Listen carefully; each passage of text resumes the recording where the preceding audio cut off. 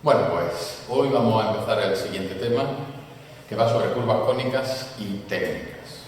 Fundamentalmente vamos a ver las curvas cónicas, las técnicas las trabajaréis vosotros aparte, porque es una cosita muy fácil de entender. Lo único que para construirlas es mucho más laborioso, entonces las vamos a hacer aparte y las evaluamos aparte. Es decir, que por ahora nos vamos a centrar en las curvas cónicas. Bien, como veis, en el esquema del tema, primero vamos a ver las generalidades sobre las curvas cónicas, es decir, qué son, de dónde salen, cómo se obtienen, qué características tienen, etcétera, etcétera. Bien, y luego ya nos vamos a centrar en cada una de ellas, en la elipse, en la hipérbola y en la parábola, que son las curvas cónicas. En cada una de ellas vamos a ver los mismos puntos, esos que tenéis ahí para la elipse. Es decir, qué es la curva cónica, cómo se define como lugar geométrico, qué propiedades tienen. Luego vamos a ver cómo construirlas, cómo dibujarlas. Vamos a ver los posibles casos de rectas tangentes a cada una de ellas. Y finalmente hallaremos los puntos de intersección con rectas secantes. Eso para cada una de ellas. Es decir, vamos a ver lo mismo para todas. Bueno, pues vamos a ver el primer punto de generalidades sobre las curvas cónicas. Y vamos a empezar definiendo lo que es un cono. Todos tenéis un cono en la mente, ¿no? Un cucurucho. Bien, un cono es una superficie de revolución. Superficie, ¿qué significa? Que el cono es solamente el cucurucho. Es decir, está hueco por dentro. Es una superficie solamente de cero de grosor. ¿Vale? Y de revolución significa que se obtiene al girar algo. Eso es lo que significa revolución. ¿Qué es lo que gira para obtener el cono? Pues gira una recta, que es la que genera el cono, por lo tanto se llama la generatriz, alrededor de otra, de un eje, con el que se corta, como veis ahí en la imagen. Es decir, esa generatriz corta al eje en un punto, que es el vértice del cono, con un ángulo mayor o menor, así, bueno, pues el cono será más o menos puntiagudo, ¿vale? Y esa generatriz, que es infinita, pues gira alrededor de ese eje. Por lo tanto, el cono es infinito, como veis, pues son dos cucuruchos, uno abajo y otro arriba, ¿vale? Infinitos. No tiene base. Claro, para poder trabajar con un cono, ¿qué hacemos? Le pegamos un corte, tenemos esa base, que es redonda, ¿vale? Pero en fin, eso es para hacer finito una cosa que es infinita. Lo mismo que para trabajar con rectas, para operar con rectas, pues le pegamos un corte, ¿no? Y ya tenemos segmentos. Bien, pero el cono, repito, es infinito. Vamos a pensar, por ejemplo, en un cilindro. Un cilindro se genera igual, es una superficie de revolución. El cilindro sería el tubo, ¿no? Pero en ese caso, ¿qué relación hay entre la generatriz y el eje? Pues son paralelos. La generatriz es paralela al eje, no lo corta en un punto impropio, lo corta en el infinito. Es decir, que un cilindro es un cono cuyo vértice, ¿no? Está en el infinito, lo podríamos definir así. Bien, pues aquí nos vamos a centrar en el cono y precisamente las curvas cónicas se obtienen al seccionar esa superficie del cono con un plano. La intersección de ambas superficies, del plano y de la superficie del cono, generan una curva. Esa curva es una línea, ¿vale? Una línea como la circunferencia. Bien, pues así se obtienen las curvas cónicas. Vamos a representar esto esquemáticamente. Si este es el eje y este es el cono visto, ¿vale? De frente, sería de una manera esquemática. Esta es la generatriz, esa generatriz gira alrededor del eje, este es el eje, este es el vértice. Bien, pues ¿cómo se obtienen las curvas cónicas? Al seccionar ese cono con un plano. ¿De qué depende que nos salga una curva cónica u otra? Pues depende del ángulo del plano con respecto del eje y de la generatriz. El ángulo de corte puede ser más inclinado, menos inclinado, etcétera, etcétera. Bien, vosotros sabéis que si yo secciono un cono y ese plano es perpendicular al eje, La curva que se obtiene, ¿no?, sería una circunferencia, eso que hemos dicho antes, la base, ¿no? La base la hacemos perpendicular al eje, ¿no?, que sería así, ¿no? Bien, una circunferencia no es más que una elipse, ya lo veremos, una elipse, pero muy particular, ¿de acuerdo? Bien, pues la circunferencia no la vamos a mencionar, vamos a ver las otras posibilidades. Las otras posibilidades que tenemos de corte con el cono. ¿Y cuáles son esas posibilidades? Pues tenemos tres posibilidades. Este es el ángulo del cono. Vamos a llamarlo alfa. Bien, pues, es decir, el ángulo que forma la generatriz con el eje, que el cono sea pues, más abierto o más puntiagudo, ¿no? Bueno, pues dependiendo del ángulo que me forme mi plano, vamos a llamar a este plano P mayúsculo. Dependiendo de ese ángulo B, cuál sea la relación con alfa, pues tenemos tres posibilidades. O que este sea mayor, o que este sea igual, o que este sea menor que el ángulo del cono. Por lo tanto, tenemos tres opciones, tres curvas cónicas, que son la elipse, la hipérbola y la parábola. Bien, pues vamos a ver qué es la elipse. Vamos a ver su definición y propiedades. Vamos a ver qué propiedades tiene. Para que se forme una elipse en un cono, ese plano P, el ángulo que forma con el eje, debe ser mayor que el ángulo del cono. Es decir, si beta es mayor que alfa, ahí se nos forma una elipse.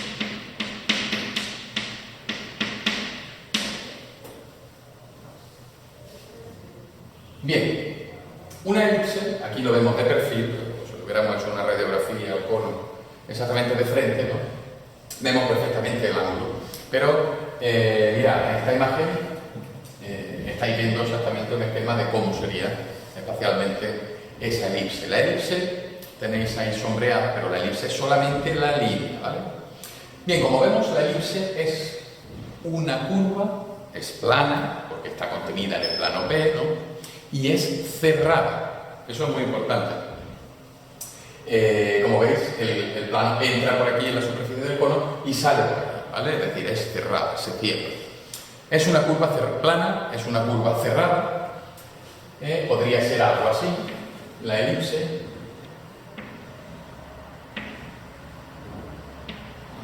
Algo así. Bien, ya adelanto que todas las curvas cónicas se dibujan a mano alzada, ¿vale? Entonces, se trata, matemáticamente sabéis que tienen funciones, ¿no?, que tienen funciones, entonces no tienen discontinuidades, no podemos dibujar picos, no podemos dibujarlas como un balón de rugby, ¿vale? Bien, algo así podría ser una elipse. Mirad, vamos a ver diferencias con respecto de las circunferencias. La elipse, bueno, pues aquí tiene lo que podríamos llamar un diámetro, ¿no?, aquí tiene otro, pero vemos que no son iguales. Esa es la principal diferencia con respecto de la circunferencia. Esto se llama el eje mayor, esto se llama el eje menor. Bien, pues claro, ¿cómo definimos estos puntos como lugar geométrico? ¿Qué le pasa a ese punto P? Ya no podemos decir como en la circunferencia que todos se equidistan de un centro. La elipse no tiene un centro. En su lugar la elipse tiene dos puntos especiales que los vamos a ver aquí. Esto es un poquito difícil de entender, pero en fin, os lo digo como curiosidad. Según el teorema de Dandalén, como una M, Dandelin se escribe, ¿no? Pensad en este cucurucho y pensad en ese plano. ¿Cuántas esferas puedo meter yo en ese cucurucho, en esa superficie del cono, que sean tangentes, por supuesto, al cono entero, ¿no?, y al plano? Pues dos. Aquí podría meter yo una esfera, sería tangente a la superficie del cono en toda una circunferencia, ¿no? Ese punto de tangencia sería toda una circunferencia. Pero al plano sí que sería tangente en un punto, vamos a llamar ese punto de tangencia.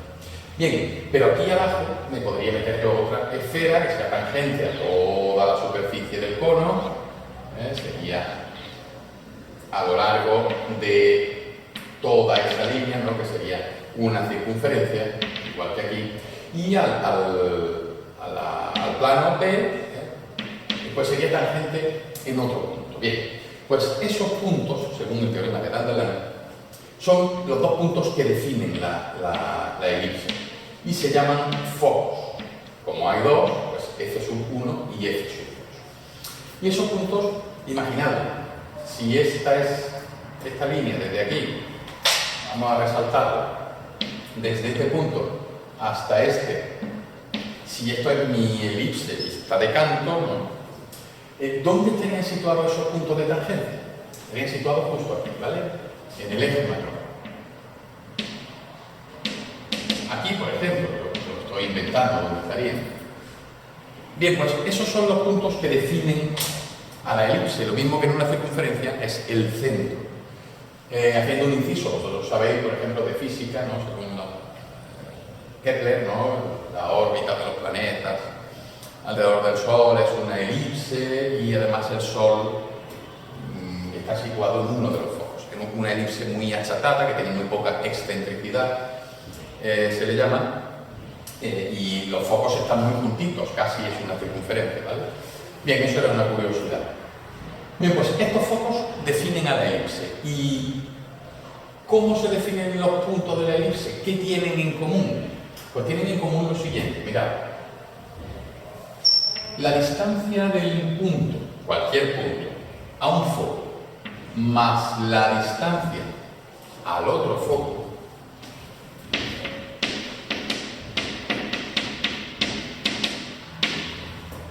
es lo que se mantiene constante en toda la elipse. Es decir, si yo aquí me cojo otro punto, este Q, pues Q F1 más Q F2,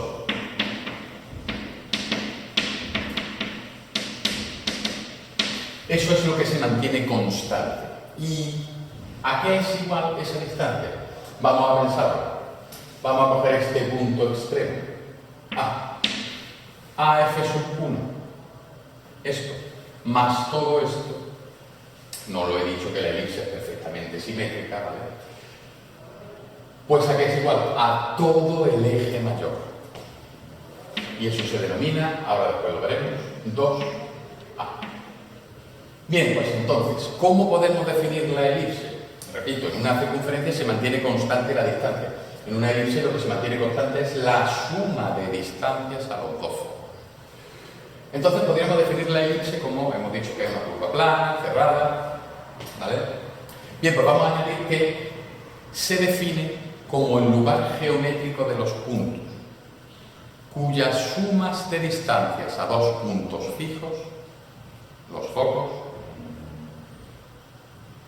cuya suma, repito, de distancias a dos puntos fijos es constante y equivale al eje mayor, entre paréntesis, 2A. Esa es la propiedad de los puntos de la elipse. Esa es la definición de la elipse. Y eso es lo que tenéis que aprender. Porque cuando veáis cómo se construye la elipse, es un procedimiento muy mecánico. Si lo aprendemos de memoria, pincho aquí, abro hasta allí, la memoria me puede fallar y ya puedo cometer un error. Pero si no aprendemos la propiedad que tienen esos puntos, bueno, si olvido momentáneamente el procedimiento, pues lo puedo volver a hacer. ¿De acuerdo? Mirad, para que no se olvide, vamos a borrar el esquema de la elipse, para que no se olvide, os voy a contar cómo se traza una elipse según el método del jardinero, que se llama, es decir, cómo trazar una elipse en el suelo, ¿vale? En la tierra, haciendo un surco. Bueno, pues en el suelo se clava un palo y en el suelo se clava otro palo. Esos son los focos. Y a esos palos se le ata una cuerda. Una cuerda. La longitud de la cuerda no va a cambiar en ningún momento, ¿vale? Bien, pues, en esa cuerda se pone un tercer palo que va haciendo un surco mientras vamos tirando. Evidentemente las distancias estas van cambiando, pero su suma es un valor constante. cuando yo arrastro y voy haciendo el surco, esa suma es lo que se mantiene constante y al final me saldrá una elipse en el suelo. Eso es lo que se llama el método del jardinero, eso con dos chinchetas y una cuerdecita y un lápiz, pues vaya a ver que también se puede hacer. Bien, eso para que no se olvide, es decir, lo que se mantiene constante es la suma. Bien, pues esa es la definición de la elipse y ahora vamos a ver los elementos que definen la elipse y las propiedades. Y para ello vamos a dibujar una elipse, aunque luego vamos a ver un apartado específico de cómo se dibuja, cómo se construye, ¿vale? Pero ahora momentáneamente la vamos a dibujar, vais a ver que es muy fácil, y vamos a definir sobre esa elipse todos los elementos que hay y todas las propiedades de cada uno de ellos.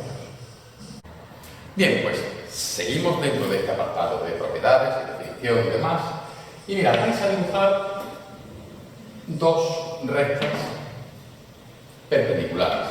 Este será O, el punto de intersección, perpendiculares he dicho. Bueno. Y mirad, una vez una elipse se define por sus dos ejes. Los ejes son necesariamente diferentes. Entonces vais a coger una medida, esto lo vais a hacer grandecito, ¿vale? Esto lo vais a hacer grandecito y luego vamos a ir copiando y definiendo todos los elementos de esa elipse. Bueno, pues yo me llevo esa distancia a derecha e izquierda, con lo cual ese será mi eje mayor, y esos puntos se llaman, por definición, A y B. Y yo me cojo otra medida, la que sea, pues, repito, otra, menor.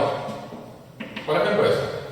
Y ahí me traigo uno arriba y otro abajo. Y estos son los extremos del eje menor, C y D. Bueno, pues eso que quiere decir tiene que son 4 puntos de la elipse, ¿vale? Lo que determinan su dimensión, su anchura y su altura, las máximas. Bien, ¿qué más? Vamos a obtener los focos. Yo sé que la suma de las distancias a los focos es un valor constante, que es... Oh, me mato yo solo. Vamos a imaginar que esto midiera 10. Claro, la distancia a los focos pues puede ser 1 más 9, puede ser 2 más 8, 3 más 7, 4 más 6, etcétera, etcétera, etcétera. Y eso teniendo solamente en cuenta valores enteros. Es decir, si yo tengo el resultado de una suma, pues eso puede ser de infinitos sumandos, ¿no? El resultado de infinitos sumandos. ¿Cuál es el único que yo puedo saber con certeza? Cuando esos sumandos son iguales. ¿Y dónde tendría que estar situado un punto de la elipse para que la distancia a los focos sean iguales? En un eje de simetría, es decir, aquí, C o D. Es decir, que la distancia de C o D a los focos, a cada uno de los focos, ¿cuál va a ser? El semieje mayor. Entonces, cogéis esto. No os preocupéis que en el apartado siguiente vamos a anotar paso a paso cómo se hace, ¿vale? Ahora simplemente lo voy a dibujar para ilustrar. Cogemos el semieje mayor y desde C o desde D me llevo yo esa distancia y ahí tengo los focos. Estos son los focos. F sub 1 y F sub 2. O F y F'. Bien. Ya tengo todos los elementos que me permiten construir esa elipse. Entonces, ahora, ¿cómo dibujo la elipse para que la entendáis? Mirad, me voy a tomar un puntito 1 de aquí. De modo que A sub 1 más A1 más 1B me suman el eje mayor, ¿sí o no? Bien, pues mirad, si yo me cojo A1 y me lo traigo desde un foco, 1B me lo traigo desde el otro,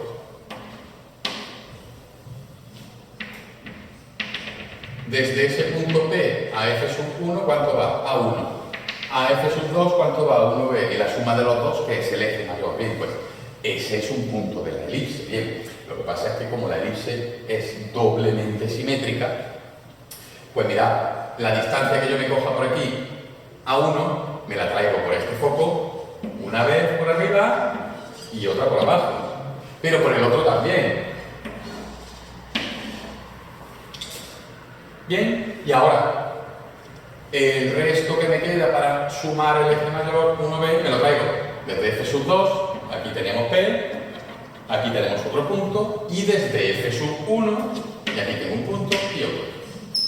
Bien, pues aquí tengo 1, 2, 3 y 4 puntos de la elipse que sumados a los 4, pues ya tengo 8. Bien, pues tengo que sacar más puntos, porque esto, repito, hay que hacerlo a mano alzada. Me cojo otro punto del eje mayor, otro punto que me lo partirá en dos segmentos, a 2 desde un foco, desde el otro foco. Y ahora, lo que me queda del eje mayor, 2B, un foco, otro punto y otro punto, ese casi que no se me corta bien. Bueno, pues aquí tengo otros dos más.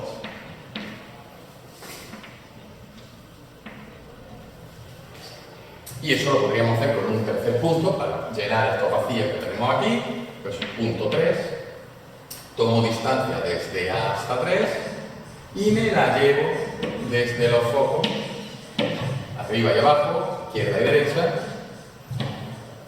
y ahora de 3 hasta B, es decir, lo que me queda del eje mayor, pues desde un foco, ahí me he quedado corto, y desde el otro. Con lo cual aquí tengo otro puntito, otro puntito, otro puntito, y aquí que me he quedado corto,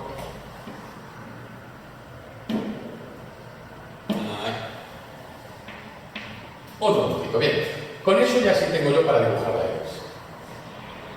Los voy uniendo, intentad hacerlo de un trazado, hacerlo por cuadrantes. Seguimos con este, que no salgan picos, es decir, que no salgan discontinuidades. Por supuesto tiene que pasar por D, por C, por B, por A, ¿no? Ahí.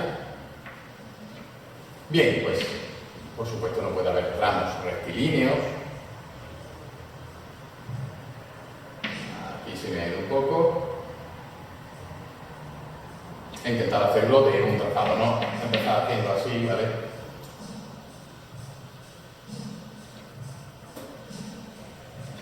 Bien, bueno, pues ahí tenemos una elipse para ilustrar todas las propiedades que vamos a ver. Bien, y vamos a ir definiendo junto a ella los elementos de la elipse. Una vez que la tengáis dibujada, bien, a continuación vamos a ir definiendo los elementos. El primer elemento, el eje mayor, 2A se llama, ¿vale? A minúscula. De modo que el semieje mayor es A minúscula. Esto es A minúscula, ¿vale? Bien, pues el eje mayor, ¿qué es? Poned, es la máxima anchura de la elipse. Vamos a poner que es eje de simetría, es decir, lo que haya a un lado, arriba, y lo que haya al otro, abajo, tienen que ser simétricos. Y vamos a poner que en ese eje mayor se sitúan los focos. Bien, eso por una parte. Por otra parte, otro elemento, el eje menor, 2B se llama, 2B minúscula. Bien, pues el eje menor, vamos a poner que es la máxima altura de la elipse. Vamos a poner que sus extremos C y D, la distancia de sus extremos a los focos es la mitad del eje mayor, es decir, A minúscula. Y vamos a poner también que el eje menor también es eje de simetría. Lo que tengamos a un lado será simétrico de lo que tengamos al otro. Bien, vamos a ver más elementos. Vamos a ver los focos. Tercer elemento, focos. Vamos a decir de los focos que son dos puntos fijos situados simétricamente en el eje mayor, simétricamente con respecto del menor, ¿no? Es decir, esta distancia tendrá que ser igual a esa. Esa distancia se llama 2C minúscula, pero no le vamos a echar mucho, ¿vale? Están situados, repito, del eje mayor, simétricamente dispuestos por respecto del menor, y son los puntos que definen la elipse. Y ahora veremos cómo. Bien. Más elementos. Vamos a resaltar un punto de aquí, por ejemplo, un punto de los que hemos sacado, ¿vale? Con el compás. Este punto P. Bien, si yo uno P con F sub 1 y yo uno P con F sub 2, estos se llaman radios vectores, que es el siguiente elemento. Radios vectores de la elipse. Bien, pues vamos a definir los radios vectores como son los segmentos que unen un punto de la curva, un punto de la elipse, con los focos. Repito, son los segmentos que unen un punto de la elipse con los dos focos. ¿Y qué sabemos de los radios vectores? Que su suma es un valor constante que equivale al eje mayor. Es decir, PF sub 1 más PF sub 2 es igual a 2A. Siempre. Y eso es lo que define a los puntos de la elipse. Bien. Para ver el siguiente elemento, vamos a prolongar uno de los radios vectores. Vamos a hacerlo más largo. Y vamos a hacer la bisectriz de este ángulo. De ese, o prolongando el otro radio vector, o de este, daría igual. Bien, la bisectriz de este ángulo es muy simple.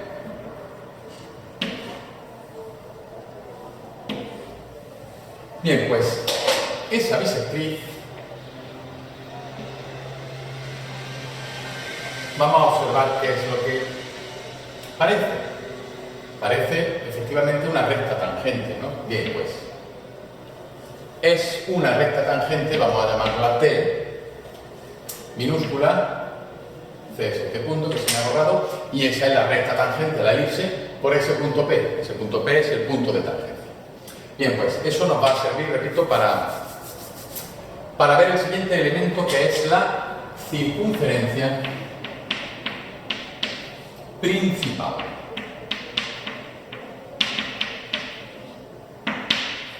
La circunferencia principal es una circunferencia, o mejor dicho, es la circunferencia que tiene de diámetro 2A, el eje mayor, centro O, y repito, diámetro 2A, o lo que es lo mismo, radio A.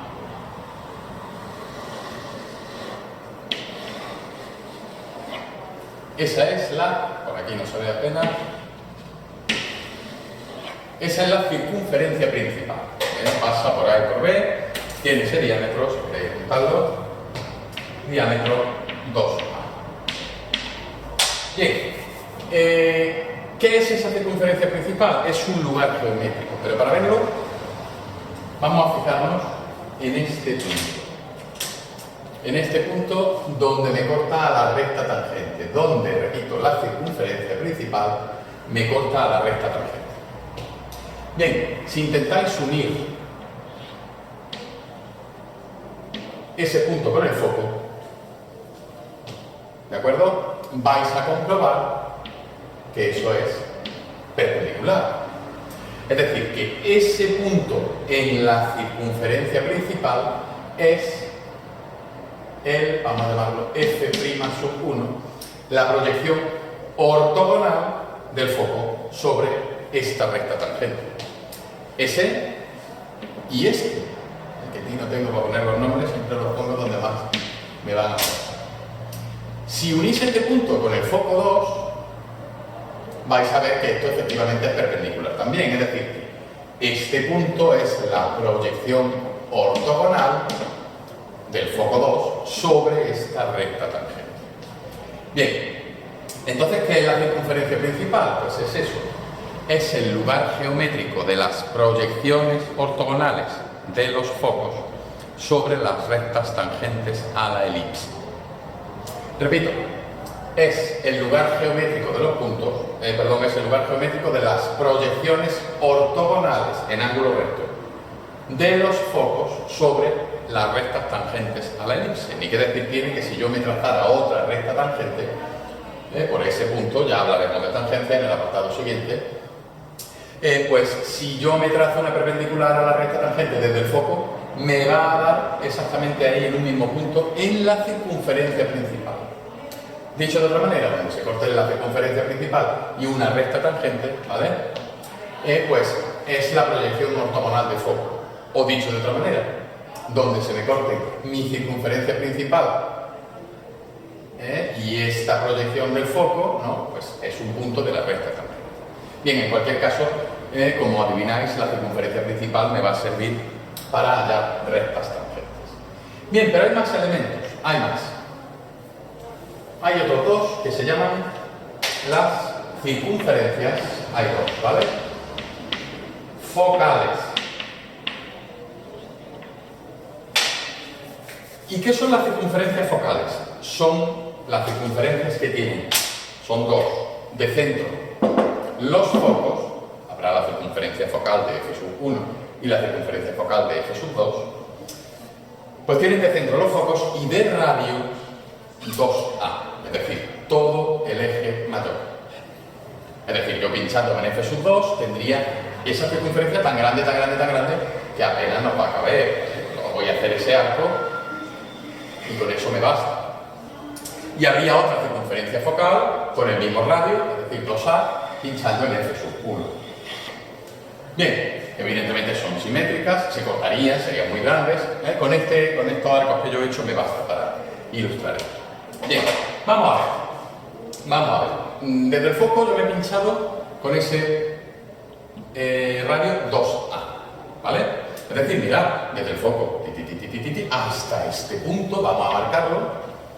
Todo esto es 2A, ¿sí o no? Bien, pero 2A no era este radio vector más este. ¿Sí? Por definición es eso. Entonces, ¿de ahí qué conclusión sacamos? Que esto es igual a esto. Radio vector más radio vector igual a 2A, pues radio vector más esto igual a 2A, pues esto es igual al otro radio vector. Y nos vamos a fijar, voy a continuar esta línea, vamos a continuar esta línea,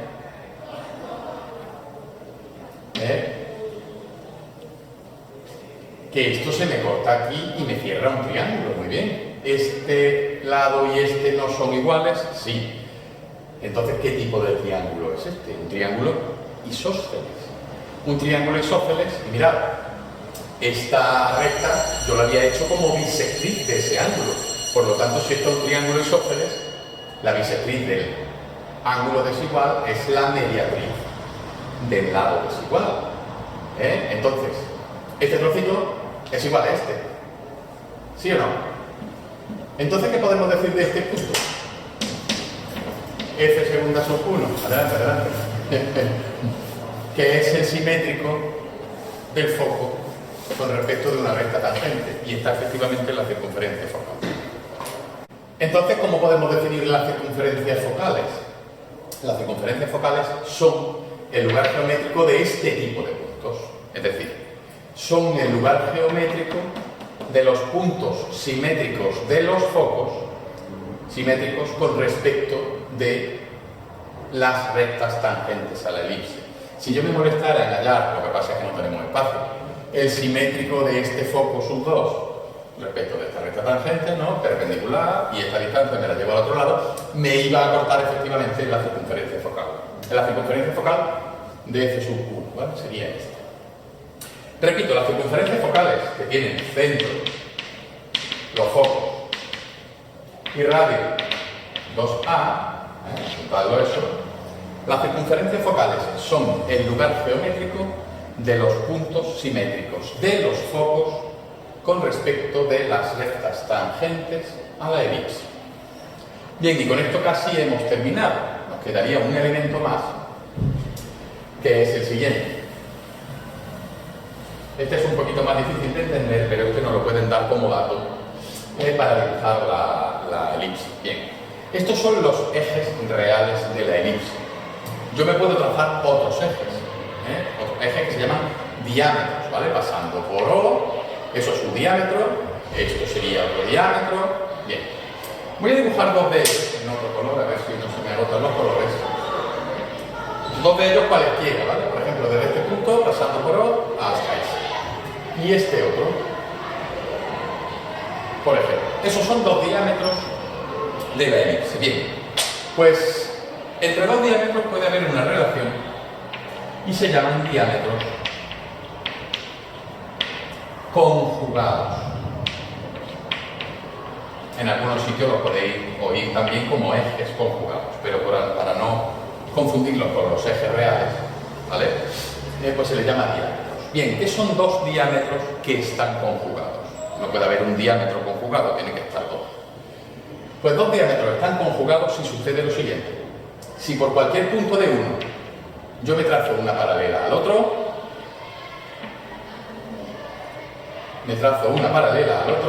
bien, este trozo y este trozo tienen que ser iguales.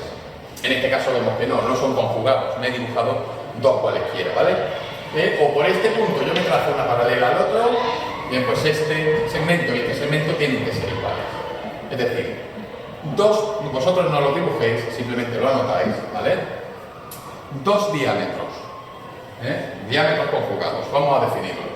2 diámetros están conjugados cuando por cualquier punto de uno hacemos una paralela al otro y queda dividida esa paralela en 2 segmentos iguales, es decir, que uno siempre va a ser la mediatriz de cualquier paralela que le hagamos a otro. Repito, 2 diámetros están conjugados, sí, al hacer la paralela a uno por cualquier punto del otro, los 2 segmentos que resultan son iguales, es decir, un diámetro es la mediatriz de cualquier paralela que hagamos al otro. Bien, y con esto hemos terminado las propiedades y los elementos de la elipse. Y ahora con todos estos elementos, pues vamos a trabajar sobre todo en la resolución de tangencias, porque la construcción la vamos a ver a partir de los ejes y focos, los 2 ejes, un eje y los focos, etcétera, etcétera, o también a partir de los diámetros conjugados, que muchas veces serán los datos que nos den.